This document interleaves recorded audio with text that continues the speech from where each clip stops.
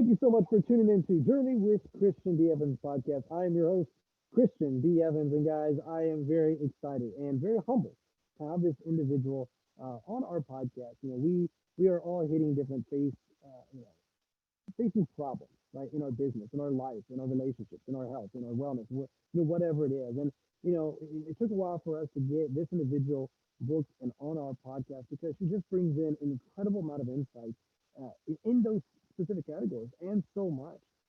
She is skilled and energetic motivational speaker, coach, and a trainer. For more than 20 years, she has inspired hundreds and hundreds of people with her passionate stand of abundance. There is plenty for everyone, including me. She gets her entrepreneurial start growing up as a sheep farm in western Pennsylvania, guys, with her mother and two sisters. They had a cottage industry, making and selling wool items where she developed her public speaking and selling skills. She got skills at a very young age. Later, she moved to New York City to get as far away from the farming life as possible. Her inner entrepreneurial spirit traveled with her, and she created a successful computer consulting business with her husband, John. Eventually, she transitioned out of the technology business to apply her experience in a more interpersonal context. She now coaches entrepreneurs, just like us, to overcome their self-doubt so they can sell with confidence and create an abundant business. Ladies and gentlemen, please welcome my friend, Liz Wolfe. How are you doing today, Liz? Hello, and thank you so much for having me on. It's really wonderful to be here. I love your energy and excitement, and I can't wait to have this conversation.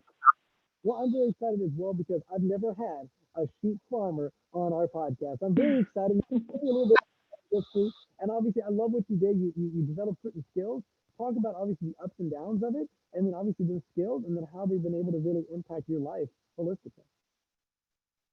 Yeah, well, not only have you probably not interviewed a sheep farmer before, but you've probably not interviewed a sheep farmer whose last name was Wolfe. Okay, I don't know if you made that connection yet. But growing up, we had a slogan on the farm. Our tagline was "Wolf's the name, sheep's the game," and we had even had T-shirts made up for that. So yeah, from like age 10, I'm the youngest. I have two older sisters, and from about age 10 on, my mother decided, we had to figure out a way to keep the sheep farm going, and she was a very skilled fiber artist. So she started spinning and making sheepskin clothes, and we did all this stuff with the wool. And so she would dress us up in colonial outfits and take us out to these festivals and fairs. And there I would sit at I have proof because we were in the paper, Elizabeth Wolfe, aged 11. And I'm sitting there in front of 40 people showing them about how to spin wool.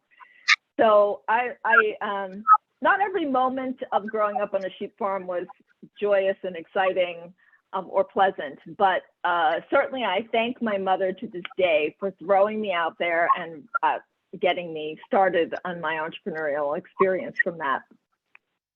That's incredible, and obviously to actually embrace that a little bit. So tell us a little bit, obviously, with what else did that build? Obviously confidence, obviously the ability, you're young, you're a woman, and obviously being able to have, present yourself and a public speaking. That's just a deep-rooted belief that helped you at a very, very young age, but also obviously it's really, developed even into now. So how has that developed on a consistent basis throughout your life? Yeah. I'm going to take a couple notes because I want to come back to something. So you mentioned being a woman, and that's one of the things that is most impactful, I think, growing up. Now, you got to remember, this is like Western Pennsylvania, early 70s. My mother was this housewife person. She just decided to go buy sheep.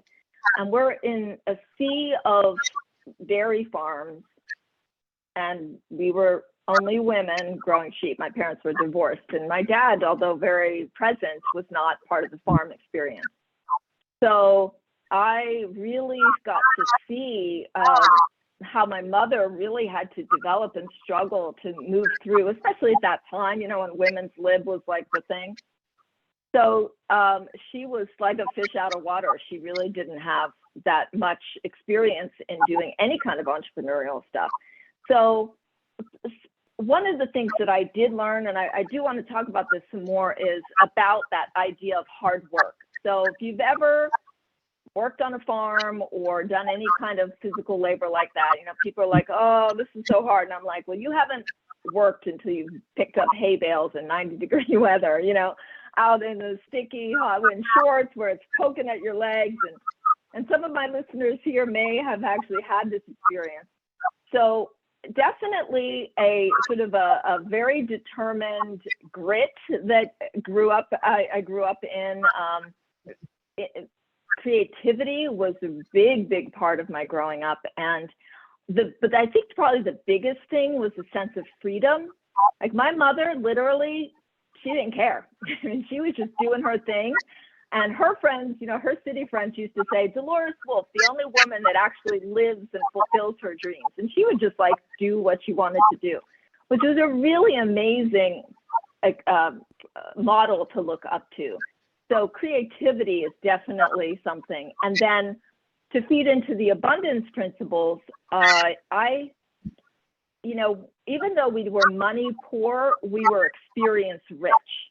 So through that experience, I really had the opportunity to see how you can create something from nothing, literally. And that has served me very well in my experience of what's available to me and what I can create. Well, and that's interesting you mentioned that, because what I always find very interesting is that we are very, as a culture and just nations in general, we are very scarcity mindset, right? We only have a limited abundance of resources. We only have a limited this. We only have a limited that, and it comes down to a lot of that. It comes down to scarcity, which creates fear, which creates all this other shenanigans. And so, let's talk a little bit about that. At what point did you start? I think you mentioned it right there, but at what point did you start realizing, okay, I got to think differently in abundance instead of, okay, yeah, we're poor, but you know what? We have so many other things. Was that during that time, or was it more of looking back at that time and realizing that was the deciding point to choose to be abundant? Actually, I was not financially or even career-wise very successful. I was a photography major in college. I didn't really do anything with that. I tried to open a store to sell my mother's sheepskin items. I didn't really do very well at that. It wasn't authentic for me.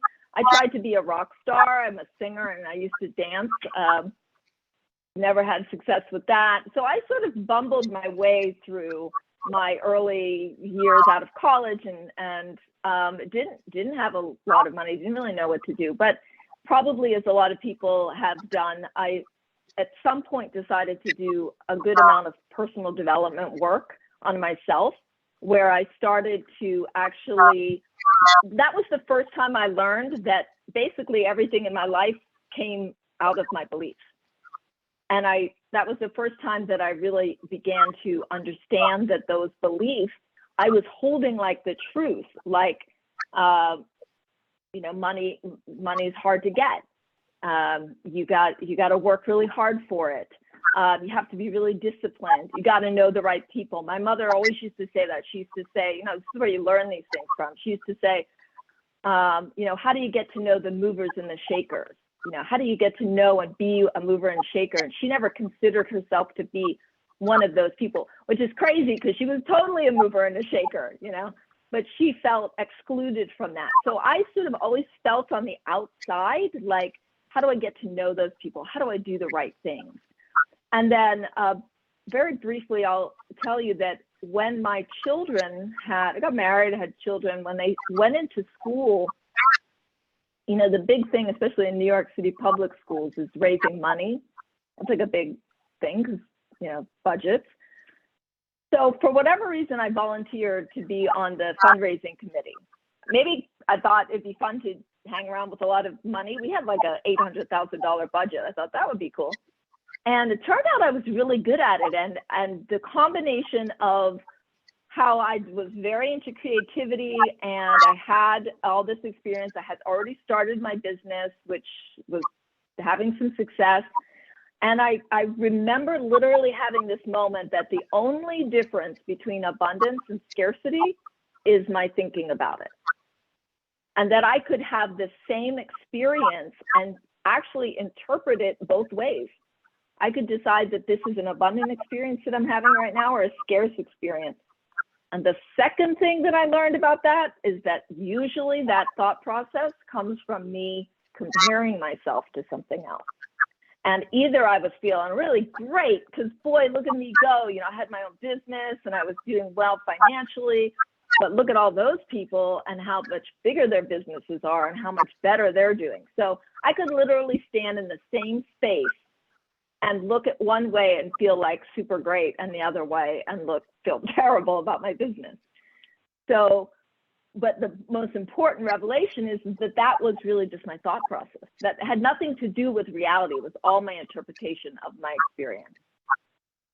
Well, see, that's very interesting that you mentioned that because obviously you developed an incredible, business, right, and a consulting business, right? And so let's tell us a little bit about that journey. Was it always just scaling and because it just worked and it was just like you knew exactly what it was doing, or was there ups and downs? And tell us a little bit about that struggle and obviously what you learned from that. Yeah, I would love to share with that because that's also part of what I sometimes say to my to people is one of my greatest accomplishments is not only getting this year to my 25th year of marriage, as I did actually accomplish that. And I have some history, as I mentioned, of divorce in my family, so that was a pretty big accomplishment actually. But also that I work with my husband. So we've been in business together for 25 years and been married. So that's like super double extra good, in my opinion. So it's very interesting because my husband grew up here in Queens. I'm in New York City, so he grew up in Queens. Here I am, like from Western PA farm. He's like city boy the whole way. And however we met and made it all happen was great. And he was living in this very deliberate world of you get out, you go to college for a particular thing, you get out of college, you work that, you get a job. There was no entrepreneurial background. And I was like, oh, that doesn't sound too much fun to me. Like, no thanks. So again, I followed my creative path and I learned, I was a photography major, turned into graphic design, turned into training. I was very good at interpreting, listening to and learning complicated things and simplifying them for people. And I did a lot of computer training. But I never wanted to, and I just lived so freely in that I don't have to have a job to do that. I can just get freelance gigs and do it. And so I think I was just, again, I didn't have a preconceived notion of the way it should go. So I kept looking for opportunities and being open to something new. And eventually I said to my husband, well, you can go to that boring job where you have to wait 6 months for your bonus, or you could come and work with me. And he actually quit his job and started working with me. And it's been ever since, yeah. Now, tell me as well, because obviously on your website there, you have an incredible resources about leveraging systems to accomplish that abundance lifestyle, right? And if you would just tell us a little bit about like what systems that you've been able to implement, because see, I think a lot of business owners, right, we leave that job because we want to have freedom, right? And then at the end of the day, all of a sudden we get grind, and then we lose our relationship with our wife. We lose our relationship with our husband. We lose our relationship with our kids for what? For a business that was supposed to give us freedom. And so we're stuck in this catch 22, if you will, right? So tell us a little bit, obviously, how you're able to help those business owners leverage systems and processes so then they can truly feel abundance and freedom. So the first thing that I always do when I'm working with someone is I want to find out what your vision is. That's the most important thing. If you don't know what you want, you can't ask for it. And I'm going to be talking about asking in just a moment. But not just that, how we tend to come about, especially as more established business owners, we try to look at what's practical, or what a lot of people use the word realistic, and we do a lot of prediction. We look out and we say, well, last year I made X, and so let me do a forecast and let me predict what I'm going to make this year. Now, I think that's good business process, but it doesn't allow for, again, creativity and vision and something new to be created. So what we tend to do is we tend to approach life and our business by what we think is available to us rather than what we want. So one of the first processes that I do with people is I do what's called a vision roadmap, where I just blow it out of the water and I just say, well, tell me, I put it far enough out in the future where you could say, you're not at stake for this right now. I call it future fantasy. You're not at stake for this right now. What would you like it to look like? And almost to a person, people say things like work on my own schedule, have freedom to pursue interesting creative ideas, travel's a big one. Not everybody, but a lot of people like to travel. But then when we come back to this moment, they're like, yeah, but I got about 100 emails to answer. So they're not feeling that freedom. So you have to know what you want. And then secondly, you have to know that it is available to you, just because anything you want is available to you. Now you have to buy what I'm selling. You have to believe me that everything you want is available. I think that's the first thing, is not everybody really believes that. Yeah, it's actually interesting. Why is that? Where does that come from? And how do you overcome that in someone's head? What's that process look like to, first of all, identify it?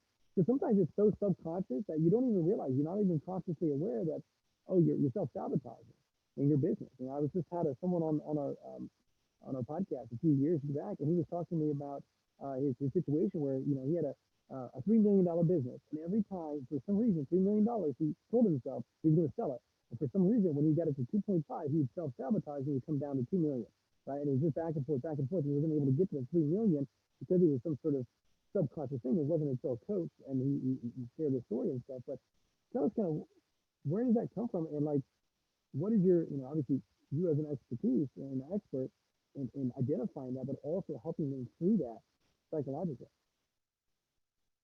Well, one of the different approaches that I take is, after we've determined what your vision is, then you need a plan. Everybody needs a plan, you need a strategy, you need to take some action. Okay. Unless you're, I don't know, the Dalai Lama or some super extra guru-y person. Sure. I want to manifest. I want it to come easily to me. Law of attraction. All that's beautiful and wonderful. And I absolutely believe it, and I'm with it. And I'm not going to sit around and wait. I'm going to go out and take action. So you need to know that, what I like to call the next best action for me to be taking right now. Because isn't it true that there are 1,000 actions that you can take around? Like, literally, if I challenged you, you could come up with at least 500 things that you could do. But once you're in action, typically a coach will interact like, okay, what are your goals? And then they write down your goals, or they track your goals, and then they say, okay, go do it. And then you go do it, and then next week you come back and they say, well, did you do it? And you say either yes, and if you did it, you probably could have done it without my help, but I'm okay to take credit for that, to help you do that. I'm good. Or you'll say no, and a lot of people will go, okay, well, you didn't do it last week, so you're going to do it this week? And then they go, yeah, I'm going to do it this week. How many times have you recommitted to something, like your fellow with the 2.5 million or whatever that number was, and continue to fall short? Now, recommitting like the third time is not going to be any different. Like, I can talk about prediction. I can tell you that's not going to be any different. I like to get people in action so that they bump up against what I call the hidden barrier. You cannot learn from something you can already do. There's no learning there. There's no growth there. There's no transformation. I already know how to do it. So, a lot of people have health goals, right? I like to use this because it's a really good, easy example. So you come to me, you have a health goal. I'm not a health coach, so if anybody's a health coach out there, please forgive me for saying this. But you come to me and you say, I want to lose weight. And I say, okay, eat a low-fat diet and exercise. And you go, yeah, I knew that already. And I go, I know. I knew that too, but you're not doing it. And I'm not doing it either. You're like, we're not doing it. Why? We're not exploring why. So for me, the really juicy part of this is that's when we begin to explore, not only is there a law of attraction, but there is also a law of resistance. And nobody likes to talk about the law of resistance because the law of resistance is boring and slow and mundane and kind of a drag, and it's kind of uncomfortable. So I talk about the law of resistance, and I always ask the question, if you're not creating something that you want to be creating, the obvious answer is not what other tasks can you put on your to-do list that you already knew to do, but what am I resisting? If anytime I stop for 1 minute and ask, and like if I don't want to do something or I'm uncomfortable, I'll say, okay, what am I resisting here? And it's always something. I don't like being pushy. I already asked the guy. When I understand like 3 million, that's just way little bit. I don't know if I can receive that much. Or if things are going too well, literally people will tell me, no, it's going too well. I'm like, okay, great, it's going really well, wonderful. So we have to look at what these resistance points are that come up for us. Definitely. And see, one of the things is though, is once you acquire that, okay, now that you know the why, the resistance points, then what next? How do you straighten that out so then they can start getting that momentum going? What does that look like? Well, usually what I will do is I will challenge people to notice it. A lot of times it's that underlying conversation, even though so many of us actually, if you achieve a certain level of success, what you have to remember is that every time you try to get to the next level, have you ever heard the phrase, new level, new devil? Have you ever heard that before? All right. So it's not any different to go from $10,000 a month to 50,000 to 100,000 to $1 million, whatever. Every time you go to push that boundary, the same old conversations are going to come up, or new ones are going to come up.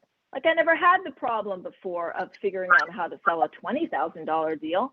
I only ever sold a $10,000 deal. What's different about it? So everywhere along the way, you're going to be bumping up against there. And even though this is jumping ahead a little bit in terms of my principles of abundance, a big area for people to focus on, especially when you start getting into higher levels and higher numbers and your business is growing, is receiving that. Actually, the phrase I use is receive graciously. So actually practicing expanding your context of receivability. So I didn't yet have a chance to speak to your 2.5 million guy, but right now his capacity to receive ends there. I'd have to do some talking with him to find out why it ends there. But if it were bigger than that, then he would have more than that. Let's talk a little bit, dive into that, because that's the first time I've ever heard of that. I talked to my dad in regard to spiritual and stuff like that, but let's explain that a little bit further. Receiving graciously, what does that look like? And so people get an idea of like, oh, this is what I'm doing, and I'm on the right path. Yeah, so let me give you step back and tell you the little triumvirate of the 3 parts, which is the first step. When people say, how do you create an abundant business? The first step is ask powerfully. So that's where I talk about the vision. So asking powerfully means knowing what you want, creating the vision, literally asking for it, whether that's writing it down or going out and making sales calls. So asking powerfully. I'm actually just finishing touches of writing my first book, my second book, but the first one about asking, which is The Power of Asking. And the subtitle is How Your Reluctance to Ask Puts Your Business at Risk. So it doesn't matter who you know, it doesn't matter how disciplined you are, it doesn't matter how many credentials you have. If you don't ask for what you want, you're not going to get it.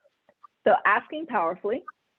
And then most people say, okay, the second step must be receiving, because we figure ask and then I get. But actually there's an intermediary step, because you've asked for it, but it's not there yet. And the second step is to give wholeheartedly.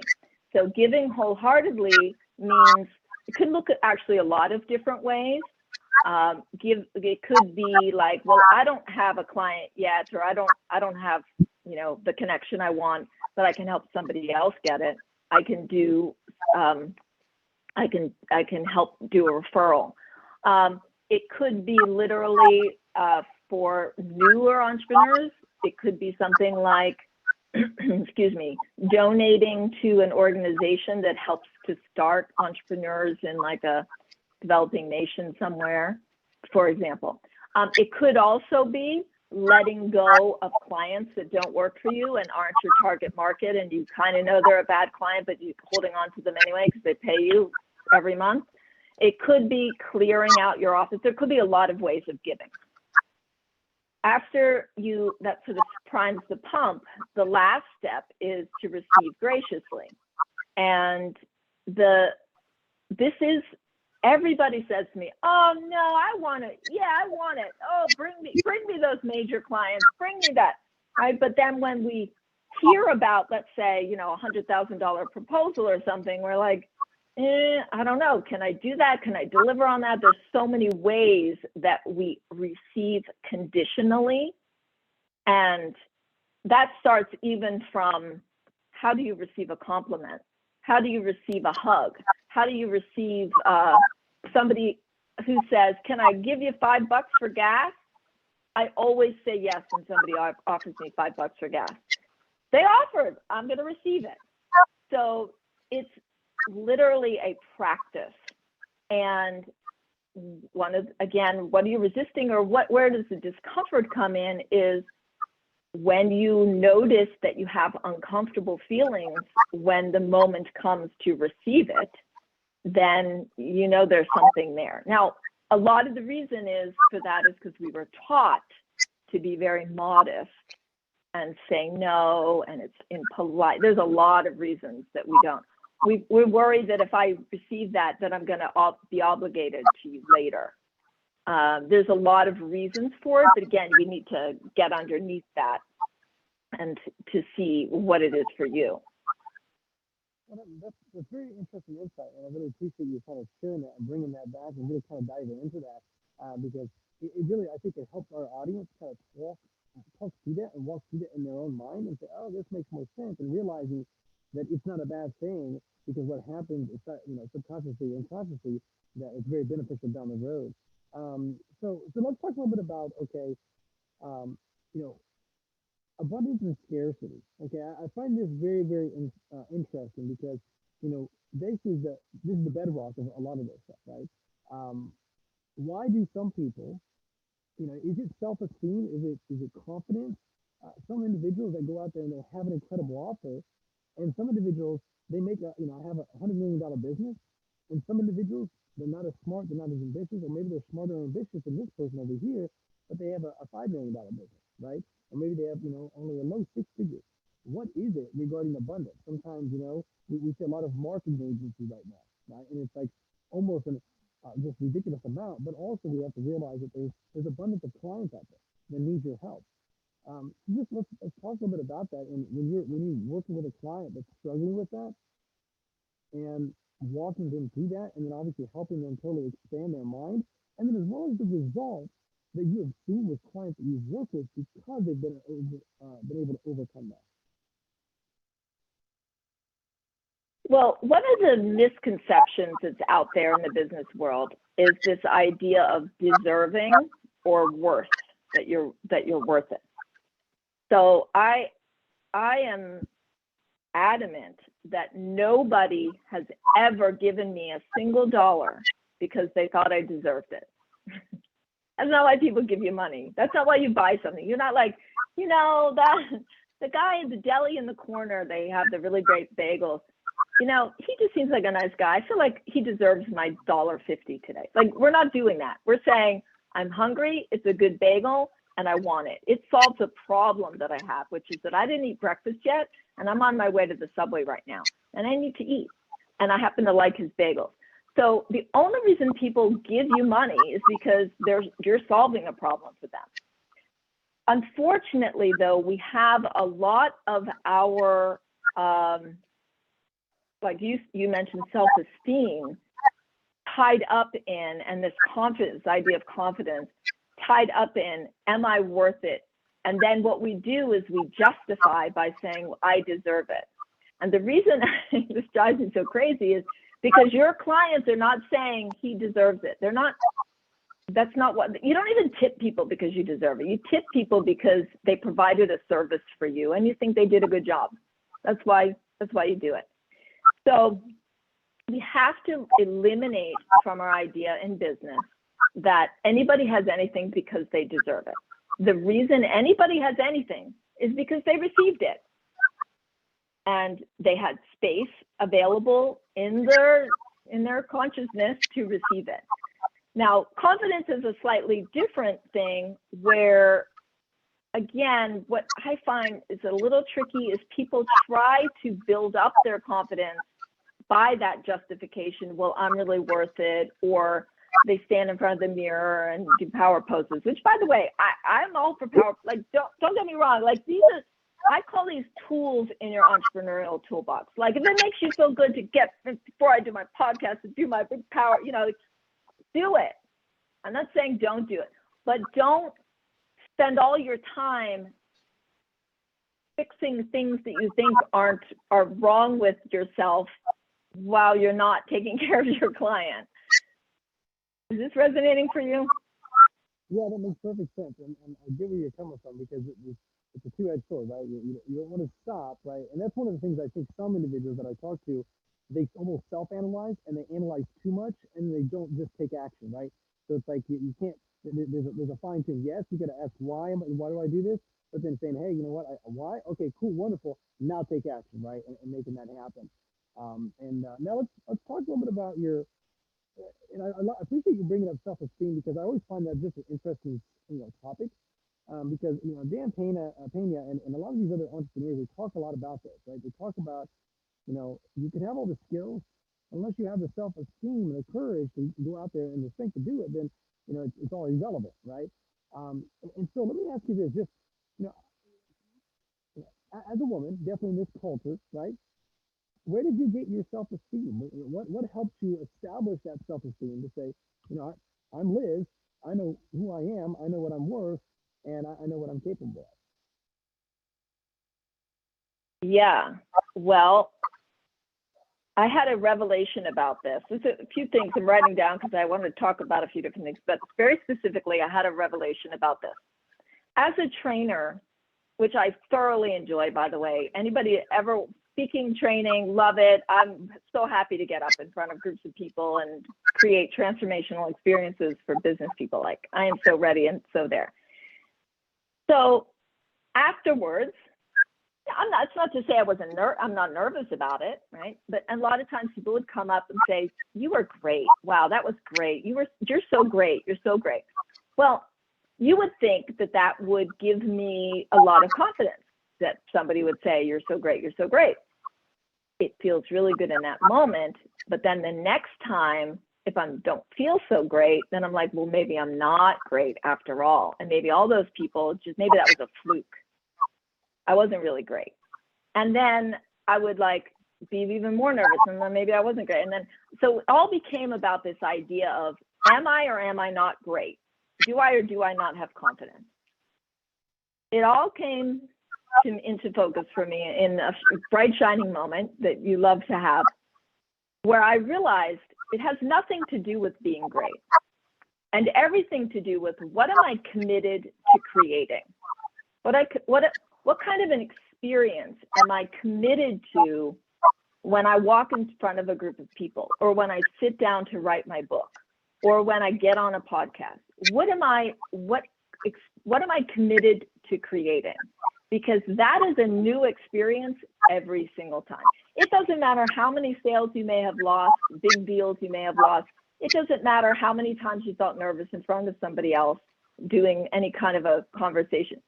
The only thing that matters right now is, what am I committed to creating? And I realized what I was committed to creating was value for the people that were there, I was committed to creating transformation. I was committed to sharing my historical information and what I've learned works for me, my systems. And I was committed to other people experiencing transformation for themselves. So then it doesn't matter if I'm great or not. If I get up in front of a room or sit down to write a book or whatever I do, does that show come through? And I can always recommit. That's the beauty of commitment. I can always recommit. Wow, I love that because and it comes down to like obviously when you go through life, there are going to be failures, right? That you experience, and that's okay. You experience that pain, but it doesn't mean that you are a failure. You can get back up on the horse and keep going. Now let's talk a little bit about your book as well, because obviously you have some really good content. You're developing that content, and you're going to be pushing that out. Let's talk about like obviously the book that you produce, but also the book that you are producing. What can our audience expect when you publish that, and what is your goal with that? Yeah, thank you for asking. I think even as you're saying this, I'm realizing my goal is always to bust up the myths that are these, because all of those beliefs and all of those ideas, they're just constraints. You know what's interesting about beliefs? Even positive beliefs are limiting beliefs. All beliefs are limiting. And the most impactful thing that I can do for somebody is to show them that it's, first of all, that these are beliefs. All the things, this specific book about asking, the reasons that we don't ask for what we want. I mean, I'll give you a very simple example. When you're a little kid and it's your birthday and they put the little candles on the cake and then they say, make a wish. And then you're supposed to blow it out. But what are you not supposed to do? You're not supposed to say what the wish is. Why? Bad luck. You won't get it if you do that, right? I hope that was just not a Western PA thing. Like that, I think that's a pretty universal thing. Yeah. So how dopey is that? How am I supposed to get what I want if I don't ask for it out loud where people can hear me? So that seems like a little silly thing, but that belief we carry forward. And one of the reasons that we do that is because we've been known to say it out loud. And guess what? People do say, oh, you're never going to do that. Yeah, that's crazy talk. I mean, look at my mother. I'm sure when she told somebody she wanted to be a sheep farmer, they said, that's crazy. But she went and did it anyway. So we do have these limiting beliefs around asking. My book has all the reasons that you don't ask. And what I want to shift your thinking about that, which is what it means to ask powerfully, which means to be specific about what you want and to ask for what you want, not for what you don't want. A lot of times we'll say, I don't want a client like that, instead of being clear about what kind of client we do want. Those are a couple of examples out of the book. That's awesome, and I love what you're saying because I've never actually heard that where some positive beliefs can be limiting beliefs, where they can actually limit you from accomplishing the next level. And what are you asking? But also, what I always found, and I love what you said there because there's so many culture things that we stop and say, wait, why are we doing this? What? Why on our birthday do we not say our wish? What are we wishing? What are we dreaming? And you have to be audacious enough to sit there and stamp your name on it and say, no, this is what I want. This is what I'm going to do. This is where I'm going, and this is what I'm going to become in order to accomplish it. Right. Now, let's talk a little bit about your family a little bit. So when you're building your business and you've done what you've done, you've obviously helped and empowered other women and men that are out there and doing incredible stuff for business owners. Were there any naysayers? And if there was, what I guess maybe the biggest naysayer is yourself, most likely. So Liz, how did you overcome yourself to realize, no, I am capable of it? And what did that look like? Or did that start at a younger age because you developed that self-esteem, that high self-esteem? I'm just curious. I'd love to hear that in that regard. Yeah, well, here's the interesting thing about being a survivor, okay, I did it, I scraped through, is it feels really good because, I know that I will never go hungry because no matter what, I'm going to be able to figure it out. Like I grew up with that. Maybe you just had to go in the woods and pick berries. I mean, it was like, I knew I would never be hungry. I used to read like a lot of adventure books when I was a little kid, and it was always about how to survive. And which seems really cool, but in retrospect, all that was teaching me was survival context. I don't want things to be hard so I can survive them. That's like crazy, right? Sometimes it's like a way to prove ourselves or something. And, I'm a survivor, like I'm capable, I can do it. So have you ever also noticed that sometimes when things feel too easy, that we don't believe those either? That feels uncomfortable also, even though we say we don't like the hard work survival context, but when it starts to come really easily, that also feels uncomfortable, which by the way is also about receiving. Because how easy can it be for you? How easy is okay? How okay is easy? So I do think that I was really fortunate to do a lot of this personal transformation work like in my 20s, where I really took it on. And the biggest area of transformation for me was in relationships, because I was literally taught by my mother that you can't trust men. And that was full on her experience.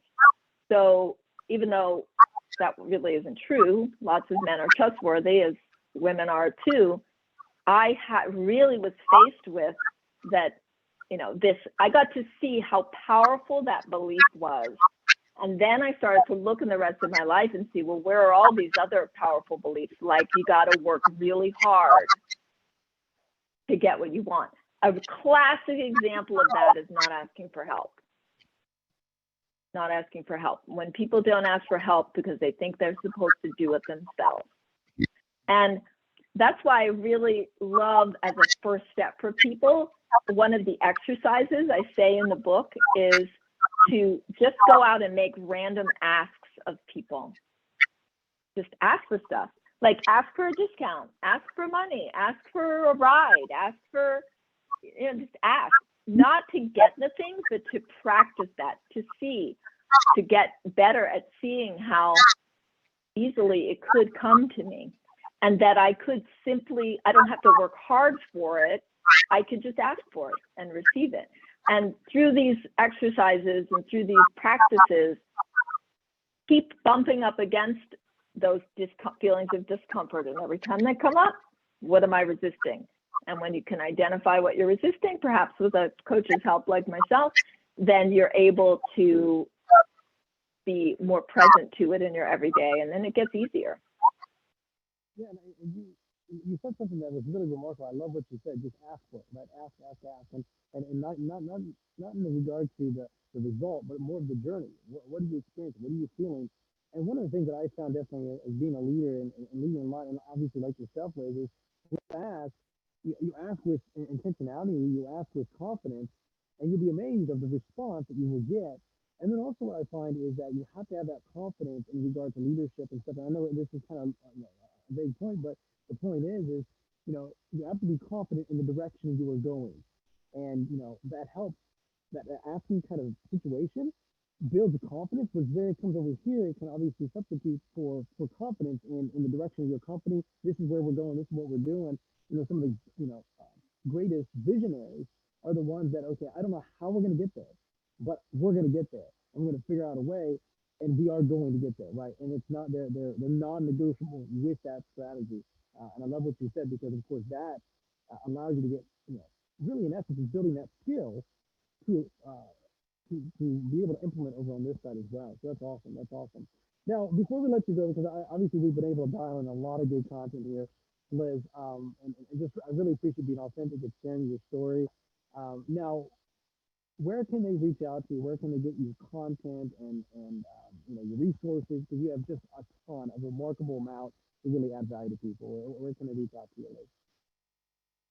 Yes, the fastest, easiest way is to go to my website, lizwolfecoaching.com/contact, and Wolfe has an E, so Wolfe's the name, sheep's the game. There's an E in there. and lizwolfcoaching.com/contact. And what you can do is you can sign up for a free 45-minute business strategy session with me. And those conversations sometimes last a little longer than 45 minutes.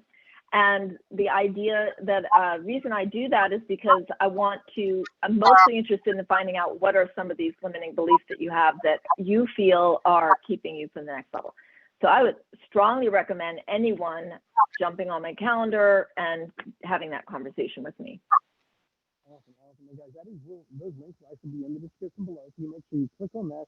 You got a lot of resources, a lot of content. And that link, make sure you click on it, make sure you reach out to have a conversation with it, but also consume that content, understand the results that you've been able to create for other individuals, the strategy, the implementation, the process, the system, and just like you said, the mindset and abundance. So that's really awesome. And then before we let you go, though, is there any last words of wisdom that you'd like to share with our audience? Here's one I wanted to say earlier, and I'm going to say it now. I want to let everybody know that nothing happens out of the blue. Nothing falls in your lap. Nothing just happens. Nothing is coincidence. You created absolutely every part of your experience. And the reason I'm so adamant about sharing that with people is because the best way to create results and to have what you want is to understand that you are the one that's creating it. And so I want you to embrace every aspect of what is occurring for you that's as good, on the good side, as something that you created. And that's what's going to build your confidence to move forward, to knowing there was no fluke, that you created it. Ladies and gentlemen, that is Liz Wolfe, and you heard it on Journey with Christian D. Evans podcast. Thank you so much for tuning. Make sure you share this with your friends, your family, individuals, because you're not only empowering yourself, but you're empowering others whenever you share this, because Liz has some incredible bombs that she's able to share. Liz, thank you so much for joining and sharing such incredible knowledge. I appreciate you. Yes, thank you so much.